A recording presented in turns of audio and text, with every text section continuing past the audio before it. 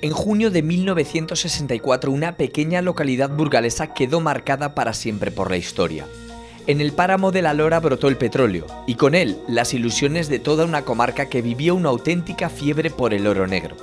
Los caballitos aparecieron en la meseta, y un futuro esplendoroso parecía abrirse. Hoy, el silencio se ha adueñado del día a día en los alrededores de Sargentes de la Lora, mientras sus gentes esperan poder, pronto, volver a ver brotar el oro negro.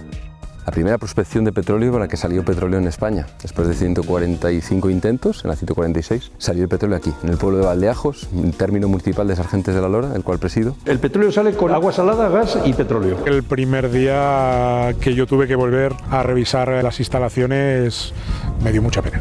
Mucha pena. Te puedo decir que no vine solo.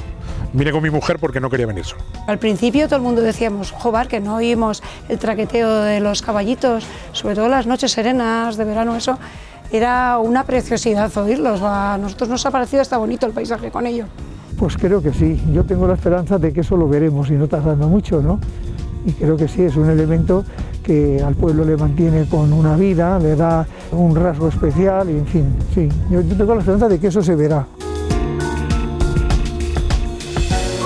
En el año 1945 el paisaje de la comarca de Luna comenzó a cambiar, y en 1956 no solo el horizonte se vio interrumpido por la aparición de una presa, sino que el mapa de la zona tuvo que borrar el nombre de los 16 pueblos que quedaron sumergidos bajo el agua. 60 años después, el fantasma de aquellas localidades ha vuelto a ver la luz del sol para reclamar el sitio que hasta no hace mucho tiempo les pertenecía. Todos los pueblos de arriba quedaron debajo del pantano, entonces esa gente pues, lo que tuvieron que hacer es emigrar, marcharse, buscarse la vida en otro sitio. 16 pueblos entre pueblos y caseríos. El valor sentimental no desaparece nunca. La gente pensaba que abandonaba lo suyo, lo que era suyo, lo que era su vida. Se puede ver que todavía tiene la espadaña de la iglesia de pie. Se negaban a salir, pero al final pues, vieron que aquello embalsaba y embalsaba, o salían o se quedaban debajo del agua. Tampoco apetece mucho ver ruinas, ¿no? Pero aquella gente que tiene, para ellos tiene un valor sentimental todavía, pues es lógico que cuando pueden ver lo que queda, pues que les apetezca venir.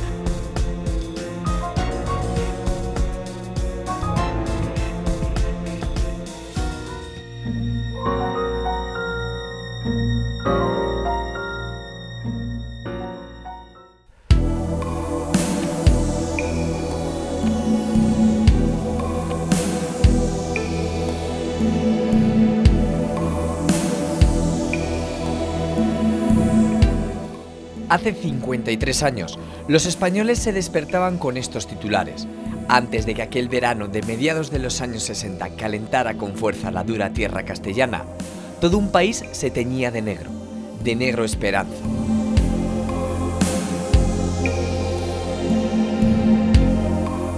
El petróleo había brotado del fondo de la tierra y lo había hecho aquí, entre tres pequeñas localidades al norte de la provincia de Burgos, que hasta ese momento habían pasado desapercibidas.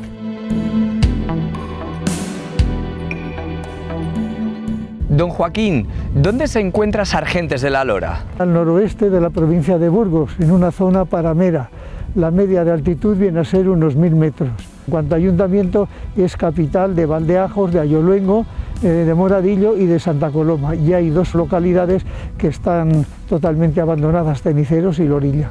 La demografía más alta, en torno al 1960, unos 300 habitantes en el pueblo. En la época baja de invierno seremos 20 personas. Casi yo diría que somos empleados del Estado, porque la mayoría son jubilados. En los tiempos prehistóricos y mucho más que prehistóricos, esta zona fue mar, pues abundan los fósiles, testimonio indiscutible de esa condición de marina, ¿no?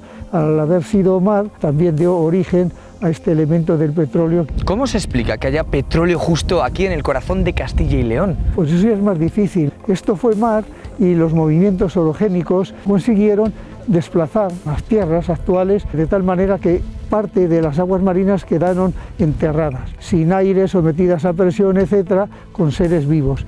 Eso en el decurso de muchos siglos ha fermentado y así se expone sencillamente el origen del petróleo.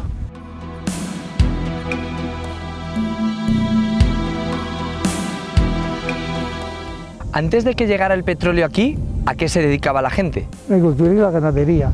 y sobre todo tuvo desde el 1920 mucho auge la patata de siembra, porque al estar sembrada en una zona alta, digamos que es susceptible de menos epidemias. Además de los caballitos, ¿qué se puede ver en Sargentes de la Lora? Se puede ver un dolmen, es decir, que hace unos 5.000 años por aquí andaban unas tribus merodeando que vivían por de la caza. Hay algún otro dolmen, otro que no está excavado, y algunos otros menores que les llaman cistas. Tenemos una portada románica que es un resto de la antigua ermita de San Román. Es decir, que ha sido un pueblo con mucha historia. Podríamos añadir en épocas más recientes la obra de don Andrés Manjón, que en Granada funda unas escuelas, se llama las llamas del Ave María, para atender a los niños que vivían en la zona de la Ibaizín. Y la segunda de aquellas escuelas la fundó aquí en Sargentes en 1893, dedicada para niñas especialmente, porque en la comarca no había ninguna institución educativa para mujeres. Pertenece también a la historia de Sargentes el redescubrimiento del parapeto de la guerra, las trincheras y algún nido de ametralladora. ¿Cree que si los caballitos volvieran a moverse, Sargentes notaría ese impulso? Pues creo que sí. Yo tengo la esperanza de que eso lo veremos y no tardando mucho, ¿no?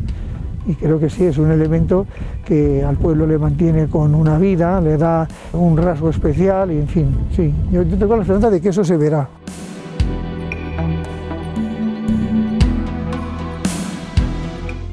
El 6 de junio de 1964, España entera ponía sus ojos en este mismo punto, conocido como el yacimiento petrolífero de Ayoluengo 1.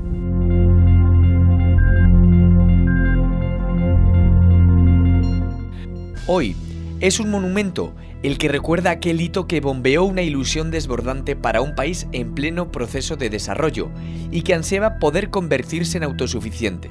De pronto, las películas del oeste cobraban vida. Al páramo de la Lora se le bautizó como el Oklahoma burgalés.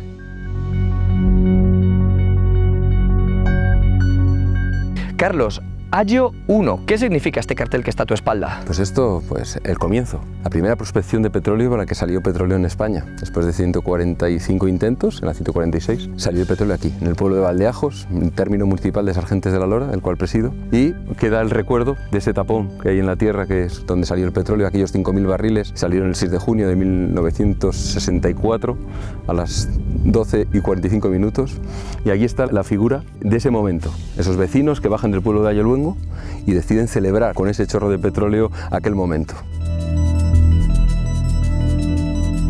Por la zona ya se habían realizado anteriormente catas. Sí, a lo largo de toda la cordillera cantábrica, no solo aquí, se había hecho en el Valle de Zamanza, ya se había hecho prospecciones en distintos puntos. Había indicios de que podía haber petróleo y fue aquí el primer momento, en una perforación de 2.350 metros y a 1.600 salió el petróleo.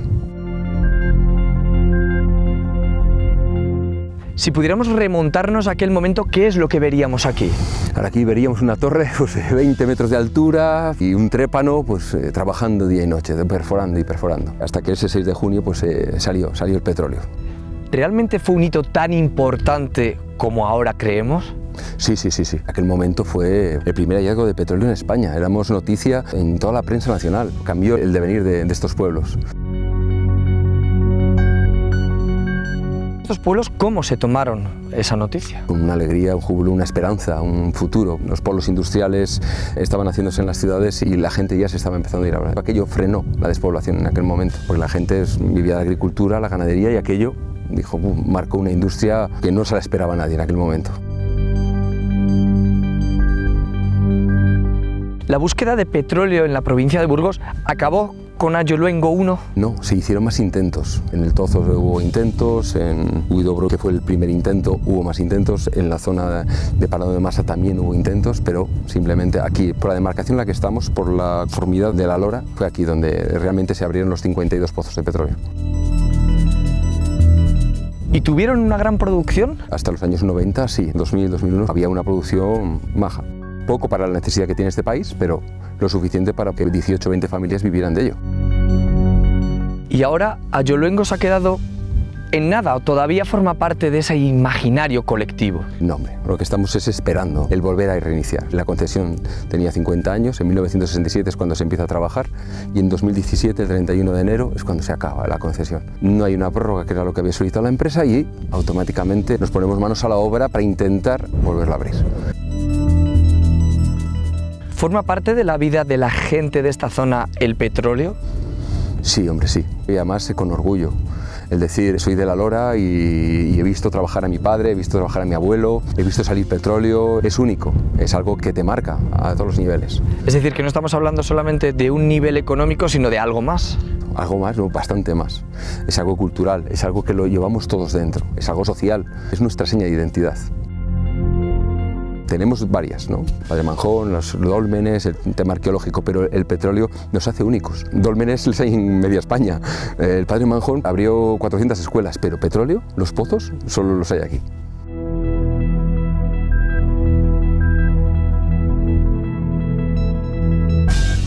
Aquel líquido negro fue el colofón a una búsqueda que desde el año 1941 necesitó de casi 150 sondeos para dar con la bolsa de petróleo. En concreto, Ayoluengo 1 fue la prospección 149. La prueba que daba la razón a aquellos pioneros que ya a comienzos del siglo XX se aventuraron a la búsqueda del petróleo en el páramo de Masa.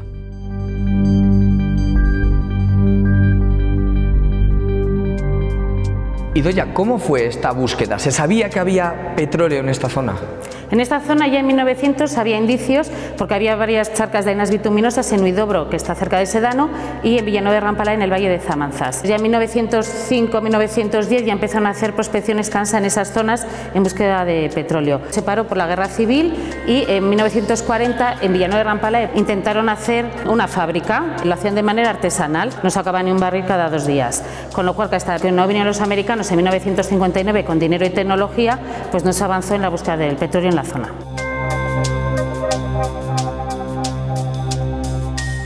Y finalmente nos encontramos con esto, ¿no? El campo de Ayoluengo tiene 7 kilómetros cuadrados y abarca los 3 pueblos, Valdeajos, Argentes y Ayoluengo. El pozo número 1 estaba aquí, que es el primero que se clausuró y ahora se ha hecho un monumento.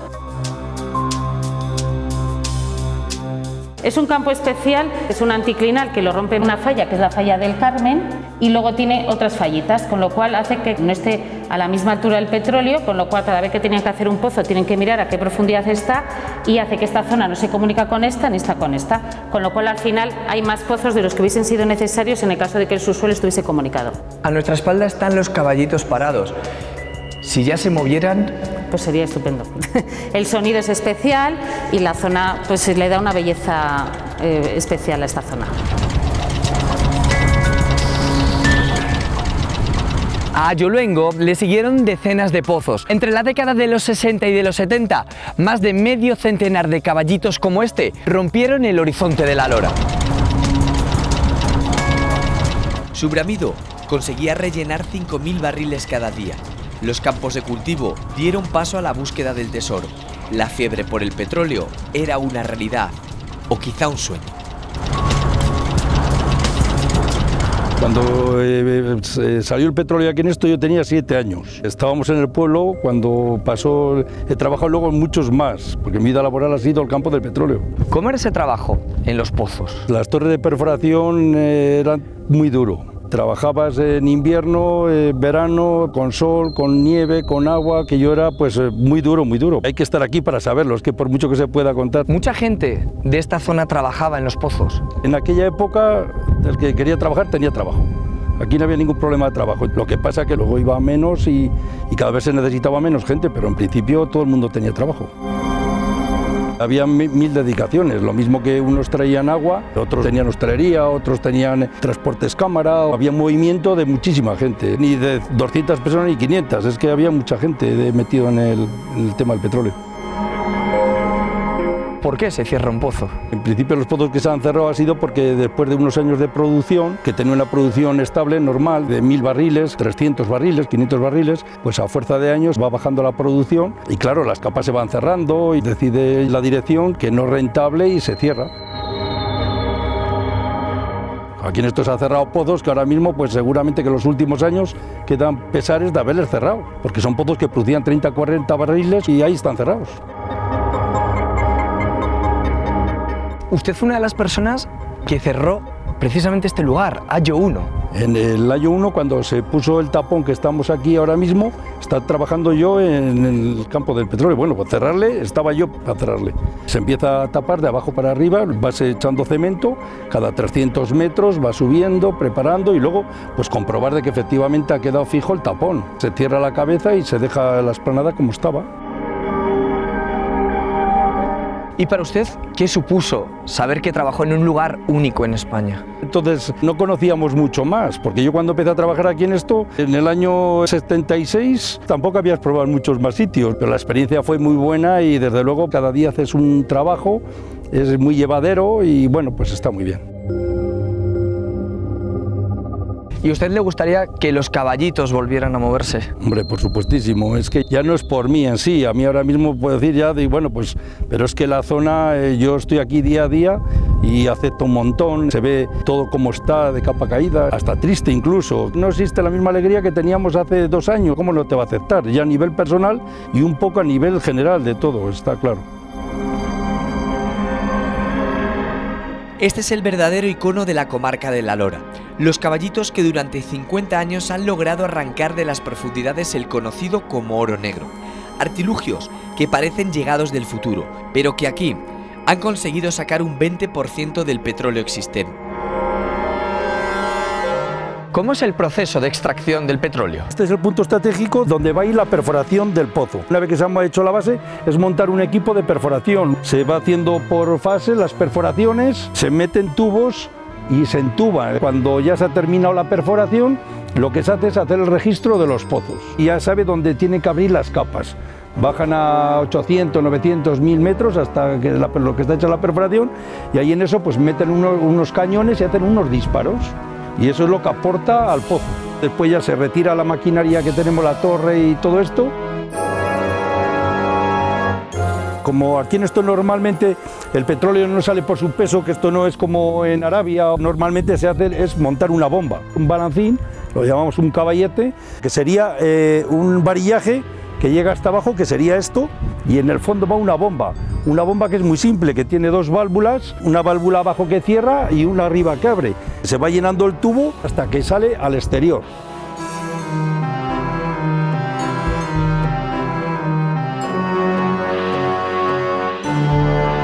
El petróleo sería esto, lo de arriba que es petróleo y después que tiene agua, pero esto cuando sube a la superficie se va a unos separadores. El petróleo sale con agua salada, gas y petróleo. Cuando sube a la superficie, los separadores se encargan de separar el gas y después seguido pasa por unos calentadores, que es donde se separa el petróleo y el agua salada. Y después de que decanta, queda ya el petróleo puro, que sería este. Aunque lo veamos siempre negro, hay mucha diferencia de unos pozos a otros. Unos es marrón, otros negro, más oscuro, menos. La compañía petrolífera de Sedano ha sido la encargada de explotar los campos de petróleo que hay bajo La Lora. Con Sargentes a la cabeza, la comarca burgalesa ha visto cómo desde aquí han salido más de 17 millones de barriles de petróleo. Pero aquel futuro negro, de pronto y antes de lo esperado, se escapó. Jesús, ¿en qué situación se encuentra ahora el petróleo de Castilla y León, de esta zona?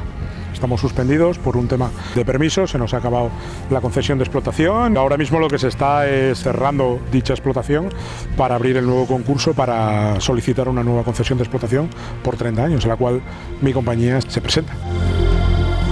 ¿Hay opción de que de aquí salga petróleo? El 15% de lo que hay se ha extraído. Nosotros hicimos una propuesta para una prórroga de 10 años donde barajábamos unas cifras de 107 millones de reservas de crudo. Lógicamente nosotros seguimos contando con esos 107 millones de barriles de crudo para explotar en los futuros 30 años. Por eso es el interés de la compañía petrolífera de Sedano el volver a conseguir la concesión de explotación. ¿Ese túnel tiene salida? Creemos que sí, y las conversaciones que tenemos con ellos y con el Ministerio, la verdad es que a día de hoy son positivas. ¿Puede existir un futuro negro para toda esta gente, por fin? La empresa apuesta por ello, porque si no, no estaríamos en esta situación. Llevamos parados ya desde el mes de febrero. Los trabajadores están suspendidos, pero siguen perteneciendo a la compañía. Somos unos privilegiados, porque somos el único campo en tierra en la península ibérica. ¿Sentís que para la gente esto es mucho más que un trabajo? Sí. Es un pueblo muy pequeño, la zona está bastante deprimida y esta es una de las pocas industrias que les queda. Están volcadísimos con que esto vuelva otra vez a funcionar y vuelva otra vez a producir petróleo. ¿Qué supuso ver cómo los caballitos después de 50 años paraban? El primer día que yo tuve que volver a revisar las instalaciones me dio mucha pena. Mucha pena. Te puedo decir que no vine solo. Vine con mi mujer porque no quería venir solo. No ver a nadie trabajando, todo parado, es bastante triste. Pretendemos que sea el primer día de un futuro y que ese futuro sean un mínimo de 30 años de concesión con 2 prórrogas de 10 años.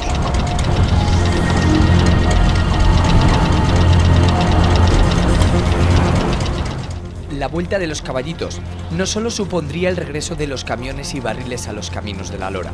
El petróleo fue durante medio siglo el verdadero motor para las gentes de este lugar.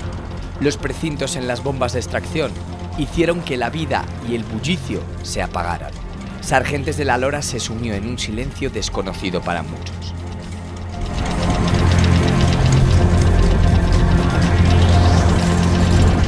Maribí, ¿cómo era Sargentes de la Lora cuando el petróleo fluía? Muy bullicioso, había muchos bares, la gasolinera, mucho trabajador de todas las nacionalidades, habría cuartel también. Yo recuerdo que era pequeñita, de mucho follón, mucho. ¿Y ahora mismo cómo es Sargentes de la Lora? Estamos en espera a saber de lo que vuelva a pasar con el petróleo, porque sí que es verdad, en verano sigue bullicioso, pero llega el invierno y este año ya hemos notado mucha tristeza, el no pasar los coches. Tenemos esperanzas de que se vuelva a abrir, pero ahí está la cosa, esperando a ver lo que dice el gobierno. Para vosotros, ¿qué supondría volver a escuchar los caballitos? Yo es que he nacido con el ruido ese, es como una cosa que nos falta. Al principio todo el mundo decíamos, joder, que no oímos el traqueteo de los caballitos, sobre todo las noches serenas de verano, eso era una preciosidad oírlos. A nosotros nos ha parecido hasta bonito el paisaje con ello.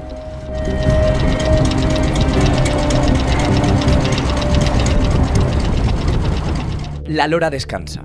Una extraña quietud campa por un páramo que hasta no hace mucho era un hormiguero en plena ebullición. Ahora el ruido ha dado paso a la soledad. Solamente algún coche curioso recorre los caminos que eran dominio de los camiones cisterna. Mientras, abajo, Sargentes de la Lora espera que llegue ese último atardecer en silencio y que el petróleo vuelva a brotar de las entrañas de su tierra.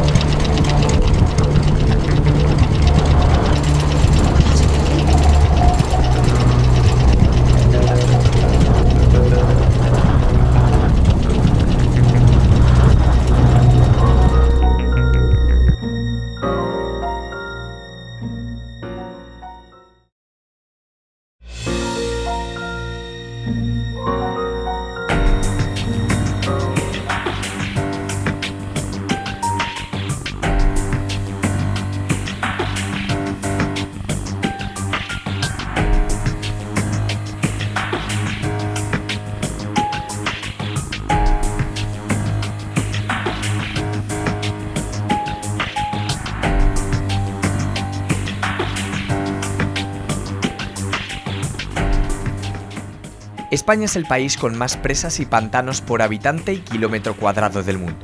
En total, son casi 1.200 infraestructuras construidas en pro del progreso, que permiten asegurar en la medida de lo posible el acceso y control del agua y la generación de energía. Ese millar largo de titánicas construcciones no siempre han estado ahí.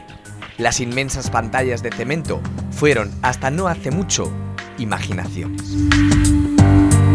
Desde los años 40 y hasta mediados de los 70, España vio cómo más de 500 embalses y pantanos comenzaron a acumular ingentes cantidades de agua. Un hito para la historia de todo un país, pero también un cambio en la vida de miles de personas. En la comarca de La Luna, en la montaña occidental de León, una localidad, Barrios de Luna, vivió la construcción del tercer embalse más grande de toda la provincia.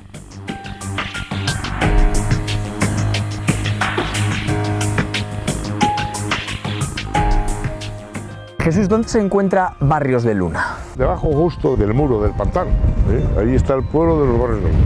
Barrios de Luna es el ayuntamiento de los Barrios de Luna que engloba a 7 localidades y 2 diseminados, que son Portilla de Luna, Mora de Luna, Vega de Caballeros, Sagüera de Luna, Irede de Luna, los Barrios de Luna y luego Mirantes y Miñera, que son los 2 diseminados que también pertenecen a la Junta Vecinal de los Barrios de Luna. Tenemos censados alrededor de 350 personas entre los 7 pueblos y los 2 diseminados. La mayor parte de ellos son pensionistas, lógicamente, porque lo que queda en los pueblos es gente mayor. Y la gente joven que queda pues se dedica a la ganadería. ¿Cómo es vivir a la sombra de una presa? Bueno, pues se vive estupendamente bien. Los que hemos vivido en Barrios de Luna, pues no nos enteramos para nada de que detrás tenemos una masa de agua de 308 hectómetros cúbicos.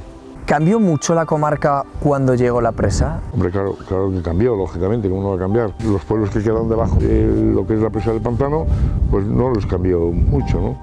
Pero, claro, todos los pueblos de arriba quedaron debajo del pantano, entonces esa gente, pues lo que tuvieron que hacer es emigrar, marcharse, buscarse la vida en otro sitio. ¿Fueron muchos pueblos los afectados? 16. 16 pueblos entre pueblos y caseríos. ¿Y hoy en día es posible recorrer aquellos pueblos, aquella carretera que les unía? Es posible cuando baja el pantano, como este año, pues se puede recorrer inclusive por la misma carretera que los unía, ¿no? A finales de septiembre todos los años quedan pueblos que se ven de los que quedaron anegados por el pantano, pero no es normal que baje tanto como ha bajado este año. Este año ha sido un año de mucha sequía. A finales de agosto nos hemos quedado ya sin agua en el pantano, queda la que queda para mantener el cauce ecológico y el consumo, ¿no? Pues vamos a recorrerla, ¿Vamos? en lo que podamos. ¿Vamos? Venga, muy bien.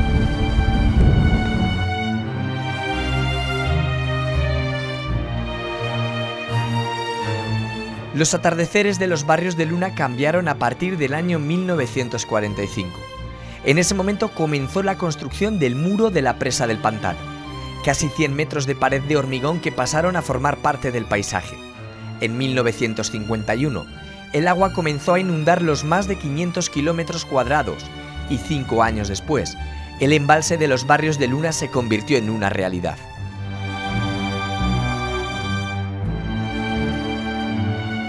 ¿Cómo fue la construcción de ese embalse? La construcción de ese embalse, se empezó a hablar del embalse de los Barrios de Luna sobre el año 1935, una cosa así. El ingeniero que hizo el proyecto me parece que lo tenía hecho ya, pero como vino la guerra civil, pues entonces no se debió empezar a construir hacia el año 1941. Entonces desde el 41 hasta el 56, que fue la inauguración de Franco, 15 años. Entonces tardaron las obras del pantano. ¿Cuándo comenzaron a desaparecer todos estos pueblos?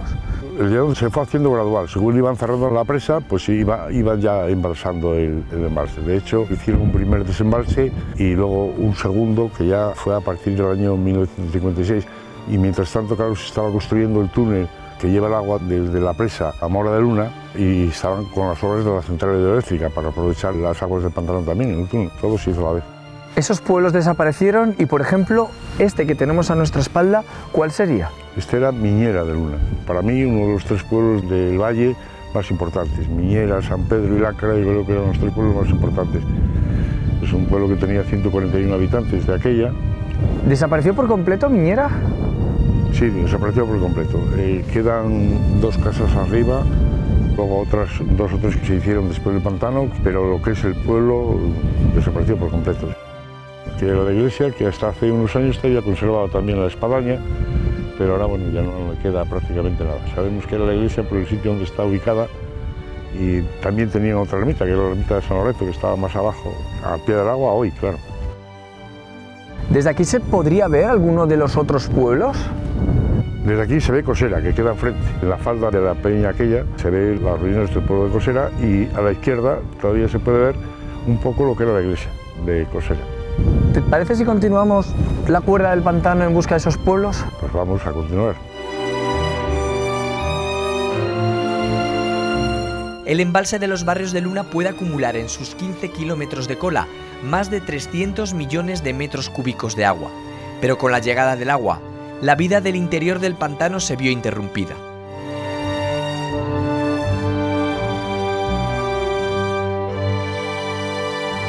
Los 40 kilómetros de perímetro que lo forman rodean a más de una decena de localidades que entre los años 40 y 50 del pasado siglo tuvieron que ser abandonadas. Jesús, ¿cómo era la comarca de Luna antes de la llegada del embalse? Bueno, pues la comarca de Luna, concretamente toda esta zona donde estamos, era lo mejor de la comarca de Luna.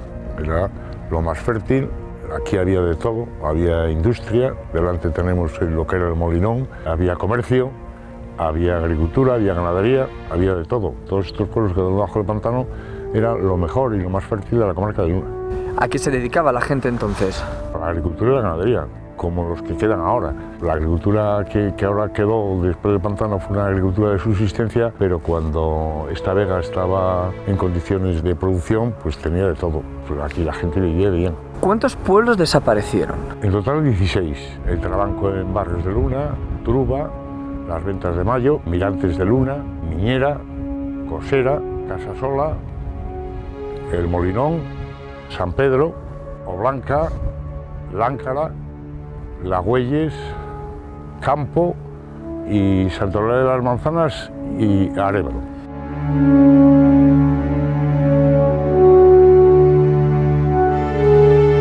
¿Todos los pueblos desaparecieron completamente o algunos salvaron algunas casas? El pueblo de Mirantes salvaron las casas de Mirantes, expropiaron la vega y entonces, lógicamente, una vez que tenían la vega expropiada, la gente a ver a qué se dedicaba. Dieron la expropiación de las casas y se la concedieron y se fueron también. Luego después se han ido cayendo y ahí no queda nada.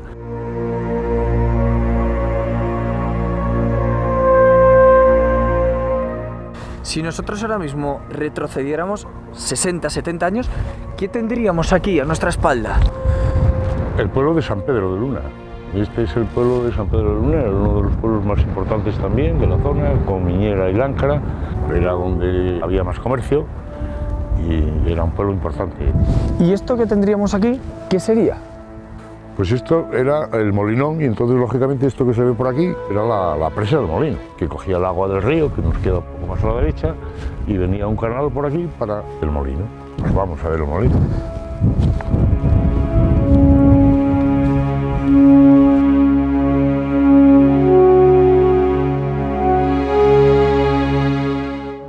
Y ese canal que hemos visto llegaba hasta aquí, ¿no? Sí, claro, aquí estaba el molino. A continuación estaba la sierra y la vivienda. Este molino, lógicamente, toda la gente de todos estos pueblos vendría a morir aquí. No solamente se fueron pueblos, sino también infraestructuras que utilizaban todos esos pueblos. Hombre, claro, quedó todo debajo del pantano, la gente tuvo que emigrar y las infraestructuras, todo lo que había, pues quedó aquí. Lo que pudieron sacar, pues lo sacaron, pero a última hora hubo gente que tuvo que salir en barca. Se negaban a salir, pero al final pues vieron que aquello embalsaba y embalsaba, o salían o se quedaban debajo del agua. ¿Fue una comarca rica y próspera donde se vivía bien? Lo que es Luna, pues esta era la mejor comarca, evidentemente. Y ahora los vecinos de toda la comarca, cuando pueden volver a ver lo que fue su pasado, acuden a estos lugares. Tampoco apetece mucho ver ruinas, ¿no? Pero aquella gente que tiene, para ellos tiene un valor sentimental todavía, porque vivieron aquí, o porque vivieron sus padres, o porque vivieron sus abuelos, pues es lógico que cuando pueden ver lo que queda, pues que les apetezca venir. Este año concretamente ha sido pues un boom de visitantes aquí a la zona esta que está inundada.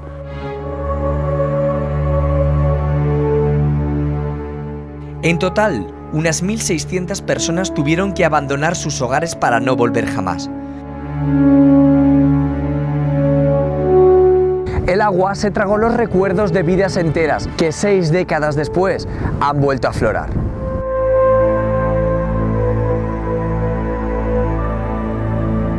La sequía ha hecho que el pantano de Luna parezca un desierto y que de su fondo hayan emergido pueblos que desaparecieron hace ya varias décadas. Y aquí, en su fondo, han vuelto a ver la luz aquellos pueblos desaparecidos.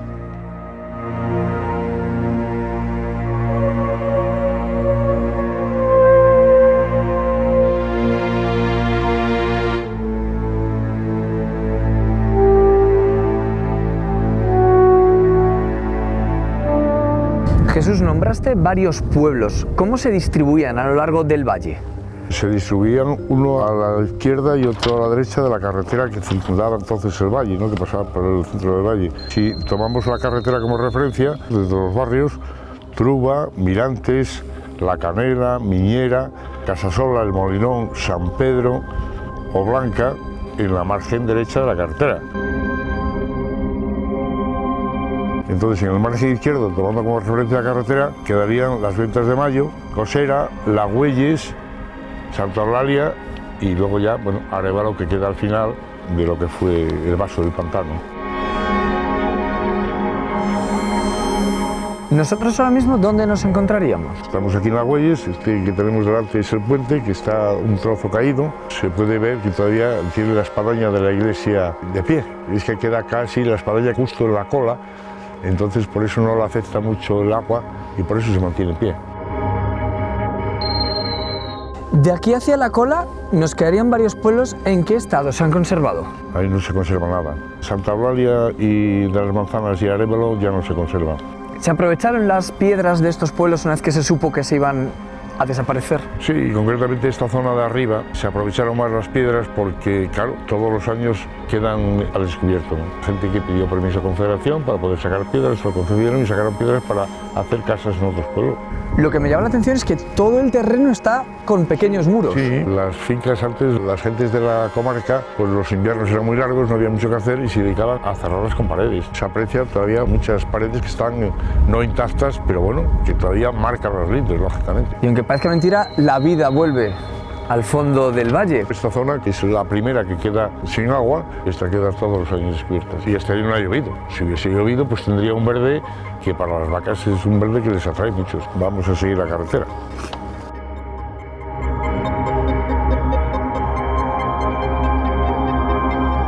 El objetivo original del pantano fue ampliar las zonas de regadío, asegurar el caudal medioambiental de los ríos Luna y Órbigo y evitar las avenidas de ellos. Esa era la parte positiva. La negativa, la pérdida de patrimonio y de la memoria colectiva de todos los pueblos que, como Miñeira, acabaron debajo de las aguas. Incluso, la UNESCO a finales de los 60 realizó una serie de recomendaciones para tratar de proteger las localidades de los embalses.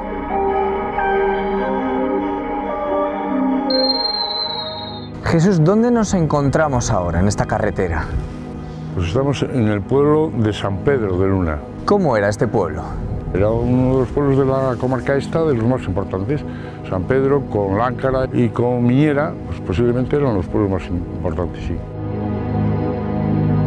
Según el libro de Antonio Fernández Fernández, que tiene un libro escrito de la comarca y el embalse del río Luna, dice que San Pedro era el primer pueblo perteneciente ya al ayuntamiento de Láncara. Era en cierto modo el núcleo de esta minizona, con parte del pueblo en lo llano, a la orilla de la carretera, y otras muchas casas en lo alto, en la Solana, margen izquierda del río Luna. Tenía una central eléctrica que abastecía a los pueblos de la zona con el agua del río de Caldas. En él confluían las carreteras del Rincón, Caldas, Robledo y La Vega, y la que va por Araya va hasta la Pola de Bordón. Tenía dos buenos comercios, del señor Ángel y señor Lorenzana, fragua, panadería, veterinario y últimamente médico. Tenía como dos barrios y por él pasaban los ríos de Araya y Caldas que desembocaban a poco trecho en el río Luna.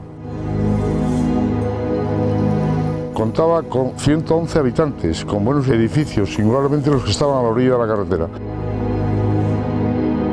Al final de verano y en otoño se celebraban unas ferias o mercados locales los días 1 y 15 de cada mes, principalmente de ganado y aperos de labranza. Su patrono era lógicamente San Pedro, 29 de junio, y era una fiesta muy concurrida, pues hallaba en la confluencia de tres valles. Pues aquí tenemos la foto antigua del pueblo de San Pedro. Pues nosotros debemos estar pues hacia aquí, exactamente, debemos estar. ¿Qué contaba la gente de aquel momento en el que les dijeron tienes que abandonar tu pueblo? Aquello fue muy duro, explotación forzosa, que no había lugar a regateos y que lo que les decían que les iban a pagar fue lo que le pagaron y que tenían que abandonar aquello sí o sí. El valor sentimental no desapareció nunca. La gente pensaba que abandonaba lo suyo, lo que era suyo, lo que era su vida. ¿Hacia dónde fue esa gente? Normalmente la gente se fue hacia la ciudad. Se fue hacia León, en las entradas, en las salidas de la capital de León, Villa Obispo, y otros se fueron afuera, a otras provincias, lógico. Y entonces las casas se han ido hundiendo, las paredes, aunque se conservan bastante bien, se han ido deteriorando y los árboles pues no se ven más que esqueletos, ¿no? Cuando esto era una vega con mucho árbol frutal, con chopos, la vega más rica de toda la comarca de Luna. ¿Estos pueblos estaban unidos por algún núcleo de comunicación, por alguna carretera? Sí, claro, la carretera la tenemos aquí, justo debajo de nosotros, y salía justo al final de la vega. Este es el mapa de la zona en el año 1946. Aún aparecían localidades como Miñeira, Mayo, Lagüelles o Láncara de Luna, de las que actualmente solo quedan unos restos fantasmagóricos que aparecen cuando el pantano está completamente seco. El Valle de Luna desapareció. Se sumergió en las tinieblas de la profundidad del embalse. La vida que tuvo se marchó a otros lugares. Los árboles dejaron de dar sombra y la carretera que unía a aquellos 16 pueblos se quedó sin tráfico. Pero ahora, 60 años después, reclama no solo el lugar que le perteneció, sino también el espacio en el recuerdo de quienes lo habitaron y también de quienes ni siquiera lo conocieron.